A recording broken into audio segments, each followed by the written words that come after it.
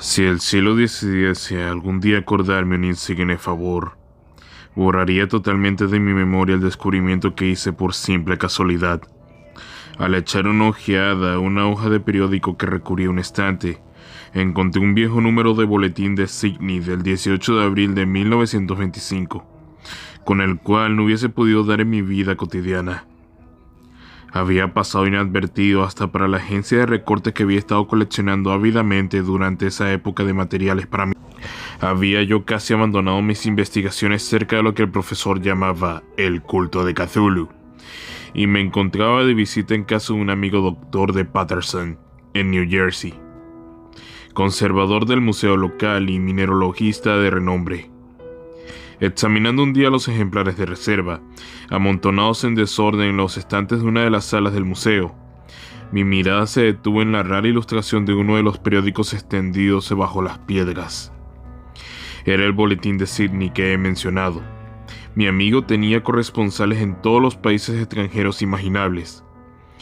La imagen era una fotografía en sepia de una odiosa estatuilla de piedra, casi igual a la que Legris había encontrado en el pantano. Despojé vívidamente a la hoja de su precioso contenido. Leí el artículo con cuidado y lamenté su brevedad. Lo que sugería, sin embargo, era de suma importancia para mi ya vacilante búsqueda. Arranqué cuidadosamente la noticia con el propósito de ponerme enseguida en acción. He aquí el contenido. Misterioso barco a la deriva rescatado en alta mar. El Vigilant arribó remolcando un yate neolandés armado.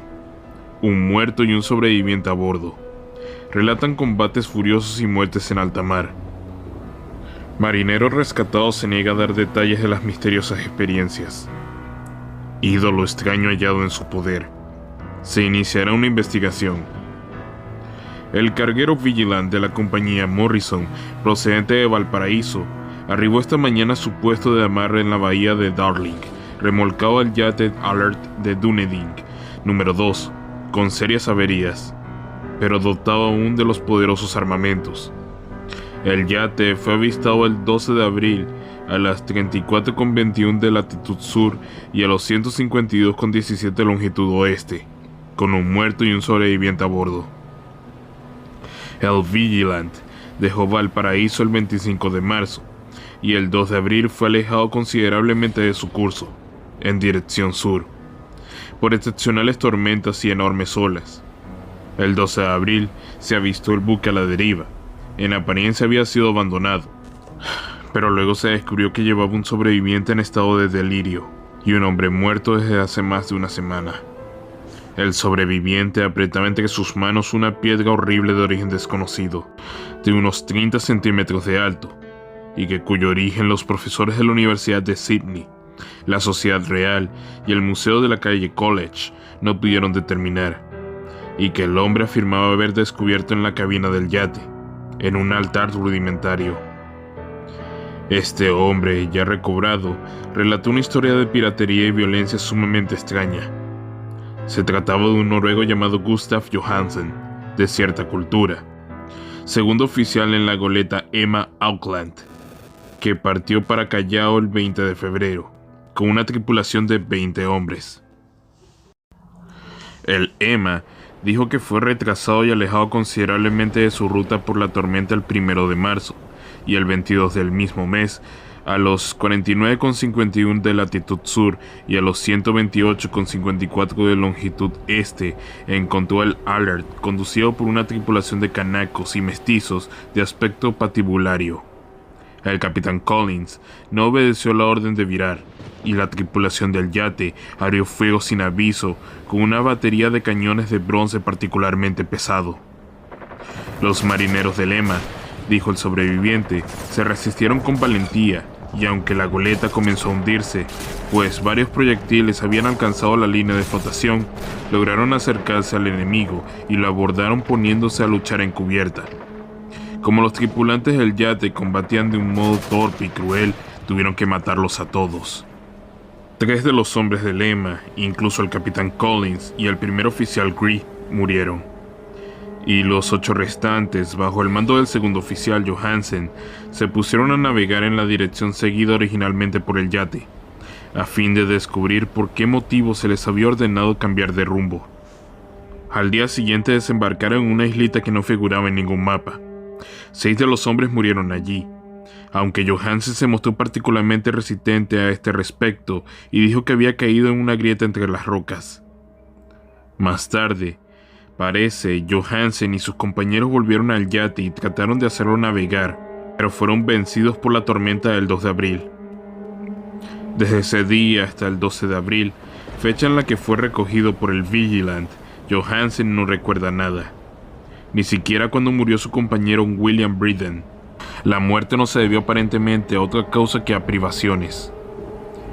Cables procedentes del Dunedin informaban que el Alert era muy conocido como un barco de carga y que tenía muy mala reputación. Pertenecía a un curioso grupo de mestizos cuyas frecuentes incursiones nocturnas a los bosques traían no poca curiosidad. Luego de la tormenta y los temblores de tierra del 1 de marzo, se habían hecho apresuradamente a la vela. Nuestro corresponsal en Auckland afirma que el Emma y sus tripulantes gozaban de una excelente reputación y que Johansen es un hombre digno de toda confianza. El almirantazgo va a iniciar una investigación sobre este asunto, durante el cual se tratará de convencer a Johansen para que hable más libremente. Esto era todo, además de la diabólica imagen. Pero qué pensamiento despertó en mi mente. Estas nuevas y preciosas noticias acerca del culto de Cthulhu probaban que éste tenía fieles seguidores tanto en el mar como en la tierra. ¿Qué motivo había impulsado a la híbrida tripulación a ordenar el regreso del Emma mientras navegaban con su ídolo? ¿Qué isla desconocida era aquella en la que habían muerto 6 de los tripulantes, acerca de la cual el contramaestre Johansen se mostraba tan resistente? ¿Qué resultado había tenido la investigación del almirantazgo? ¿Y qué se sabía del odioso culto de Dunedin? Y lo más extraordinario, qué profundo y natural relación de hechos era este que daba un significado maligno e innegable a los sucesos tan cuidadosamente anotados por mi tío. El 1 de marzo, el 28 de febrero, de acuerdo con el uso horario internacional, se había producido una tormenta y un terremoto. El Alert y su mal encarada tripulación había dejado rápidamente el Dunedin como obedeciendo un imperioso llamado. Y en el otro extremo de la tierra, poetas y artistas habían comenzado a soñar con una ciclópea ciudad submarina, mientras que un joven escultor modelaba, en sueños, la forma del terrible Cthulhu. El 23 de marzo, la tripulación del Emma desembarcaba en una isla desconocida, perdiendo allí 6 hombres. Y en esa misma fecha, los sueños de algunas personas alcanzaron su mayor intensidad y se oscurecieron con el terror de un monstruo maligno y gigantesco. Mientras un arquitecto se volvía loco y un escultor caía presa del delirio. ¿Y qué pensar de esa tormenta del 2 de abril, fecha en la que cesaron todos los sueños de la ciudad sumergida, y Wilcott salió indemne de aquella fiebre extraña?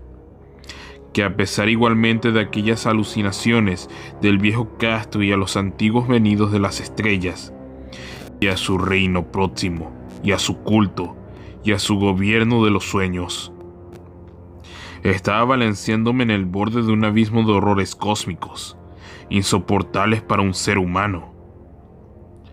En todo caso, no afectaron sino a la mente, pues el 2 de abril puso término de algún modo a la monstruosa amenaza que había sido el alma de los hombres. Aquella tarde, luego de haber pasado el día enviando telegramas y haciendo urgentes preparativos, me despedí de mi huésped y tomé un tren para San Francisco. En menos de un mes llegué a Dunedin, donde, sin embargo, descubrí que sabía muy poco de los extraños miembros del culto que habían vivido en las posadas marineras. El vagabundeo en los muelles era un asunto demasiado común, y no valía la pena mencionarlo, pero algo oí a propósito de una expedición terrestre realizada por estos mestizos, durante la cual se escuchó el débil golpetear de unos tambores y se vio un fuego rojo en las colinas lejanas. En Auckland me enteré de que Johansen había vuelto a Sydney, donde acababa de sometérsele a un inútil interrogatorio. Con el pelo totalmente cano y que luego de vender su casita de la calle West, había regresado con su mujer a su viejo hogar, en Oslo. De su aventura no dijo a sus amigos, más de lo que ya sabían los oficiales del Altamirasco, y todo lo que pudieron hacer fue darme una nueva dirección. Volví entonces a Sydney, y hablé sin éxito con gente de mar y miembros de la corte. Vi el alert en Circular Quay, en la bahía de Sydney, pero nada me reveló su casco. La imagen en cuclillas de cabeza de pulpo, cuerpo de dragón, alas escamosas y pedestal con jeroglíficos se conservaba en el museo de Hyde Park. La examiné con cuidado y descubrí que estaba exquisitamente labrada y tenía el mismo profundo misterio, terrible antigüedad y sobrenatural rareza de material que el ejemplar más pequeño del gris. Para los geólogos, me dijo el conservador del museo, la estatua era un enigma monstruoso y juraba que no había en el mundo una roca parecida. Recordé estremeciéndome lo que había dicho el viejo Castro a Legris a propósito de los primeros grandes antiguos. Vinieron de las estrellas y trajeron consigo sus imágenes. Profundamente perturbado, resolví visitar al oficial Johansen en Oslo. Llegué a Londres, me reembarqué enseguida para la capital de Noruega, y un día de otoño eché pie a tierra en un limpio desembarcadero a la sombra de Engenberg. La casa de Johansen, descubrí, estaba situada en la vieja ciudad del rey Harald Hardrada, que había conservado el nombre de Oslo durante los siglos que en la ciudad principal adoptara el nombre de Cristianía. Hice el corto viaje en un taxi y golpeé con el corazón tembloroso la puerta de una vieja casa. Salió a recibirme una mujer de cara triste, vestida de negro, quien me comunicó en un inglés vacilante que Gustav Johansen no era ya de este mundo. No había sobrevivido mucho a su regreso. Su aventura marina en 1925 le había destrozado la salud. La mujer no sabía más que el público, pero Johansen había dejado un largo manuscrito que trataba asuntos técnicos, escrito en inglés, con la intención manifiesta de que su esposa no lo entendiese. Mientras paseaba por una cajuela cerca del muelle de Gothenburg, un atado de viejos periódicos, salido de la ventana de un altillo, lo golpeó y lo hizo caer. 2 marineros indios lo ayudaron enseguida a levantarse, pero el hombre murió antes de que llegase la ambulancia. Los médicos, incapaces de precisar la causa del deceso, lo habían atribuido a un malestar del corazón y a un debilitamiento general. Sentí entonces un oscuro terror, que no me abandonaría hasta que a mí también me fuese acordado del eterno reposo. Accidentalmente, o por otro motivo, me traspasaba los huesos. Habiendo persuadido a la viuda de que mi conocimiento de esos asuntos técnicos me autorizaba a poseer el manuscrito, me llevé el documento y comencé a leerlo en el barco que conducía hacia Londres. Era un relato simple, desordenado, un diario de mar redactado de memoria en que se intentaba recoger día a día aquel último y terrible viaje. No lo transcribiré literariamente, a causa de sus oscuridades y redundancias, pero mi resumen bastará para explicar por qué el rumor de las aguas contra los costados del buque se me hizo tan intolerable que tuve que taponearme los oídos. Johansen, gracias a Dios, no lo sabía todo, aunque vio la ciudad y al monstruo. Pero yo ya no podré dormir en paz mientras recuerde el horror que espera emboscado del otro lado de la vida, en el tiempo y en el espacio, y aquellas malditas criaturas que vinieron de los astros más antiguos y que sueñan en las profundidades del mar, conocidas y favorecidas por un culto de pesadilla, decididos a lanzarle sobre nuestro planeta cada vez que algún terremoto vuelva a elevar la monstruosa ciudad de piedra al aire y a la luz del sol. El viaje de Johansen había comenzado tal como lo declararía él mismo ante el Altamirasco. El lema había dejado Auckland en lastre el 20 de febrero, y sintió todo el impacto de esa tempestad consecutiva al terremoto que arrancó a los abismos marinos el horror que pobló los sueños de los hombres. Recobrado el gobierno, el buque navegó favorablemente hasta encontrarse con el Alert el 22 de marzo, y sentí la pena del oficial al describir el bombardeo y el hundimiento de su nave. De los mestizos del yate, Johansen hablaba con un terror realmente significativo. Había algo abominable en ellos, que hacía que su destrucción pareciese casi un deber. Y Johansen se sorprendió ante las acusaciones de crueldad en contra de él y sus compañeros que hizo la corte. Ya que el yate capturado, Johansen y sus hombres, impulsados por la curiosidad, prosiguen el viaje hasta avisar a una alta columna de piedra que emerge del océano. Y a los 49,9 de latitud oeste y 126,43 de longitud sur, y se encuentra con una costa borrosa y una albañilería ciclópea cubierta de algas que no puede ser sin una sustancia tangible del horror supremo del universo.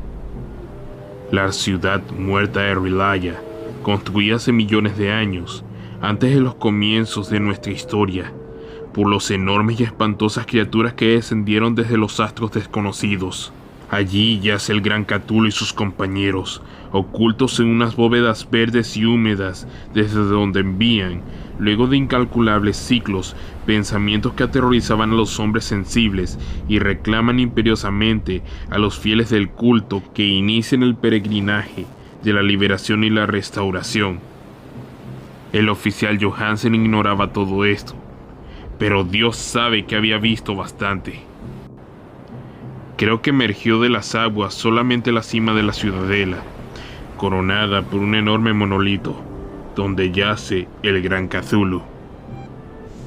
Cuando imagino el tamaño de todo lo que se puede esconder en el fondo del océano, siento deseos de morir sin esperar ya más. Johansen y sus hombres se sintieron aterrados ante la majestad cósmica de esta húmeda Babilonia habitada por demonios, y debieron sospechar, instintivamente, que no pertenecían a este ni a ningún otro planeta similar. En todas las líneas de la estremecida descripción de Johansen se advierte el mismo pavor, ante el tamaño indescriptible de los bloques de piedra verde, ante la altura vertiginosa del monolito labrado, ante la asombrosa identidad de esas colosales estatuas y bajorrelieves con la rara imagen encontrada en el centinela del Alert. Sin conocer el futurismo, Johansen describe, al hablar de la ciudad, algo muy parecido a una obra futurista. En vez de referirse a una estructura definida, algún edificio, se reduce a hablar de vastos ángulos y superficies pétreas. Superficies demasiado grandes para ser de este mundo, y cubiertas por jeroglíficos e imágenes horribles. Menciono estos ángulos, pues me recuerdan los sueños que me relató Wilcox. El joven escultor afirmó que la geometría de la ciudad de los sueños era normal, no euclina, y que sugería esferas y dimensiones distintas a las nuestras. Ahora un marino ilustrado tenía ante la terrible realidad la misma impresión. Johansen y sus hombres desembarcaron en la playa de esa monstruosa acrópolis y se treparon, resbalaron por los titánicos y musgosos escalones que ningún ser humano hubiera podido edificar. El sol mismo parecía deformado cuando se lo miraba a través de las miasmas polarizadas que emanaban de esta perversión submarina. Una amenaza tortuosa acechaba en esos ángulos desconcertantes, donde una segunda mirada describiría una concavidad donde se había creído ver la convexidad. Todos los exploradores, aún antes de ver algo definido, salvo rocas, musgos y algas, se sintieron presas de un indefinible terror. Todos habrían escapado si no hubiesen temido por la burla de los otros, y solo de mala gana se decidieron a buscar, vanamente, como comprendieron más tarde, algo que sirviese de recuerdo. Rodríguez, el portugués, fue el primero en llegar a la base del monolito, y les gritó a los otros lo que acababa de descubrir. Poco más tarde, los hombres contemplaron curiosamente una enorme puerta de piedra labrada con el ya familiar bajorrelieve del pulpo dragón. Se parecía, dice Johansen, a la puerta de un enorme granero. Todos vieron allí una puerta, ya que estaba encuadrada en un umbral y un dintel y dos montantes. pero nadie pudo decir si estaba situado horizontalmente, como la puerta de una trampa, o algo inclinada, como la puerta exterior de un altillo.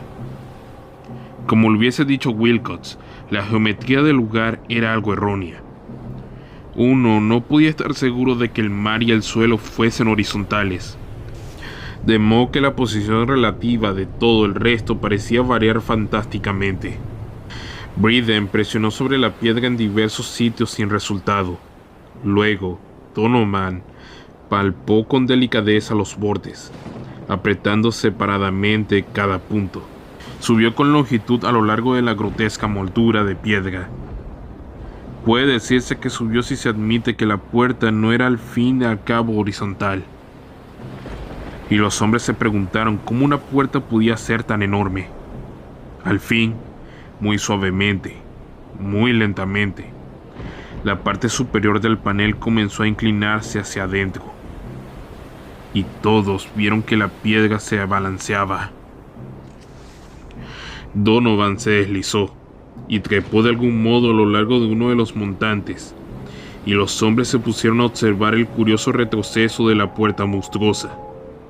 En este fantástico mundo de deformaciones prismáticas, la piedra se deslizaba normalmente en diagonal, despreciando todas las leyes de la materia y la perspectiva. La abertura mostraba una oscuridad casi material. Estas tinieblas tenían realmente una cualidad positiva, pues ocultaban algunas partes de las paredes interiores que debían ser visibles. Al fin, surgió de aquella cárcel milenaria algo así como una humareada que oscureció la luz del sol mientras se elevaba hacia el cielo, empequeñecido y arrugado. Con la ayuda de sus alas membranosas, el olor que salía de aquellos abismos recién abiertos era insoportable, y Hawkins, quien tenía el oído fino, creyó oír allá abajo un sonido chapoteante e inmundo. Todos escucharon, y todos escuchaban aun cuando el monstruo se hizo visible, babeando y apretando su inmensidad verde y gelatinosa a través de las tenebrosas aberturas hasta elevarse pesadamente en el aire corrompido de aquella ciudad. La letra del pobre Johansen es apenas inteligible. De los 6 hombres que nunca llegaron al barco, cree que 2 murieron simplemente de miedo en aquel instante maldito. El monstruo está más allá de toda posible descripción. No hay lenguaje aplicable en ese abismo de horror inmemorial. Y esa pavorosa contradicción de todas las leyes de la materia, la fuerza y el orden cósmico.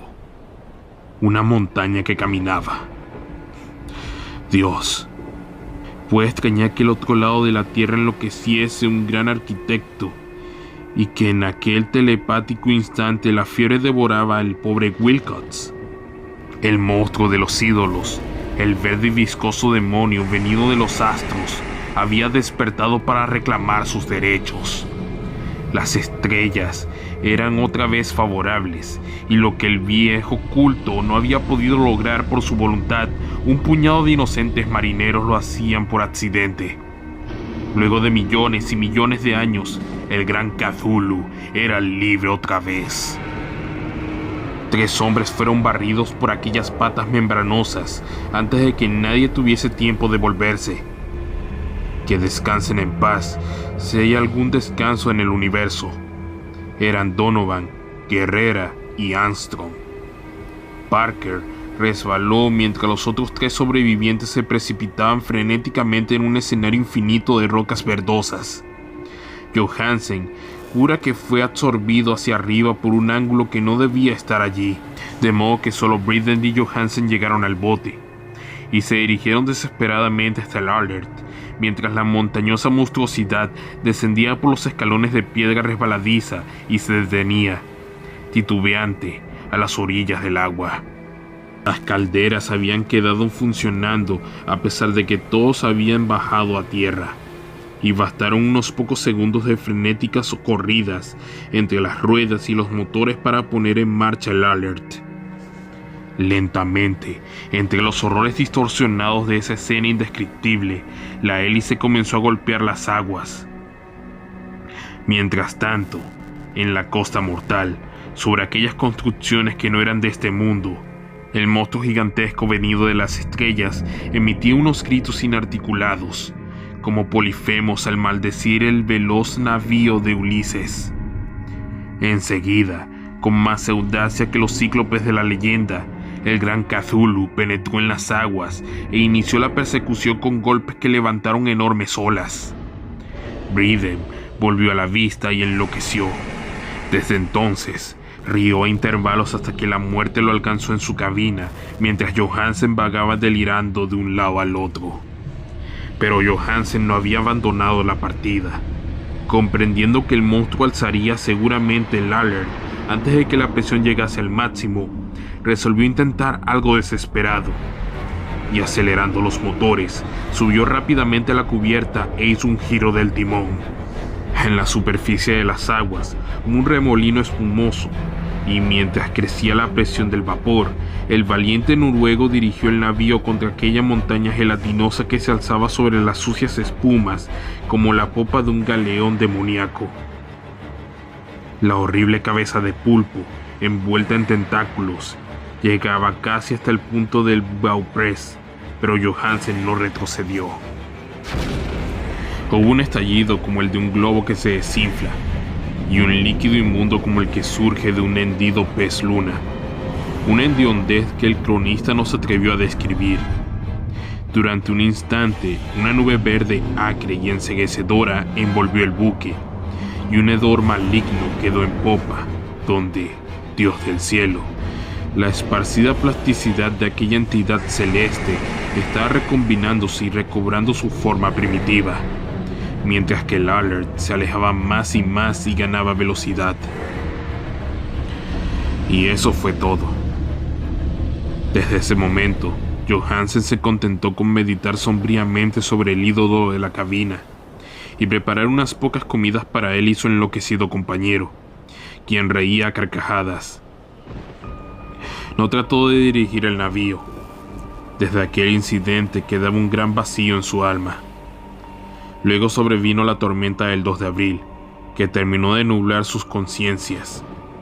Recordaba confusamente infinitos abismos líquidos de espectrales paredes giratorias, vertiginosos desplazamientos por mundos huidizos en la cola de un cometa, y saltos compulsivos de las profundidades del mar hasta la luna y luego otra vez hasta el mar. Todo envuelto en el coro de las carcajadas de las antiguas divinidades y de los verdes demonios del tártaro de alas de murciélago. Luego de esas pesadillas vino el rescate, el Vigilant, el tribunal del Altamirasco, las calles del Dunedin y el largo viaje de retorno a la casa natal junto al Egeberg. Nada podía contar, pasaría por loco. Lo escribiría todo antes de morir, pero su mujer no debería sospechar nada. La muerte sería beneficiosa para él, solamente si los recuerdos eran borrados. Tal era el documento que leí, que lo he guardado en la caja de lata junto al bajorrelieve de arcilla y los papeles del profesor Angel. Incluiré este relato, esta prueba de mi propia cordura, donde se ha unido todo lo que espero nunca vuelva a unirse. He contemplado todo lo que en el universo puede haber de horroroso, y aún los cielos de la primavera y las flores del verano me parecerán desde ahora impregnados de veneno. Pero no creo que viva mucho. Como desaparecieron mi tío y el pobre Johansen, así desapareceré yo. Conozco demasiado, y el culto todavía existe. Cthulhu existe también, supongo, en ese refugio de piedra que le sirve de abrigo desde que el sol era joven. Su ciudad maldita se ha hundido otra vez, pues el Vigilant navegó por aquel lugar después de la tormenta de abril. Pero sus ministros en la tierra bailan aún, y cantan y matan en lugares aislados, alrededor de los monolitos de piedras coronados de imágenes. Cthulhu tuvo que haber sido atrapado por los abismos submarinos, pues si no, el mundo gritaría ahora de horror. ¿Quién conoce el fin? Lo que ha surgido ahora puede hundirse, y lo que se ha hundido puede surgir. La abominación espera y sueña en las profundidades del mar, y sobre las vacilantes ciudades de los hombres flota la destrucción. Llegará el día, pero no debo ni pensarlo. Ruego que si no sobrevivo a este manuscrito, mis ejecutores testamentarios cuiden de que la prudencia sea mayor que la audacia e impidan que caiga bajo otros ojos.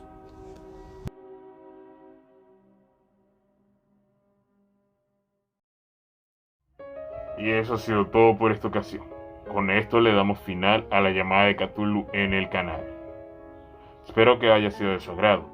Muchísimas gracias por apoyar esta serie de videos. Los screenshots que han estado viendo a lo largo de la serie han sido sacados de la película homónima La llamada de Cthulhu, película muda del 2013 que pueden conseguir fácilmente en YouTube, y si no se me olvida, puedo ponerles el link en la descripción. Ya por fin podemos regresar a nuestra programación habitual en el canal. Así que ya saben, si les gustó el video, agradecería que le dieran un pulgar arriba, que comenten qué les pareció y que lo compartan con todos sus conocidos. Denle al botón de suscripción y a la campanilla que estarán por aquí abajo, para que así estén al tanto de todos los videos que voy subiendo en el canal. En la descripción, aparte de la película, estarán consiguiendo los links a los canales de música utilizados y los links a mis redes sociales, donde pueden mantener un contacto conmigo, saber noticias del canal y mucho más. Yo he sido Smiled, solamente para recordarte tus videos más profundos. Nos vemos en la próxima.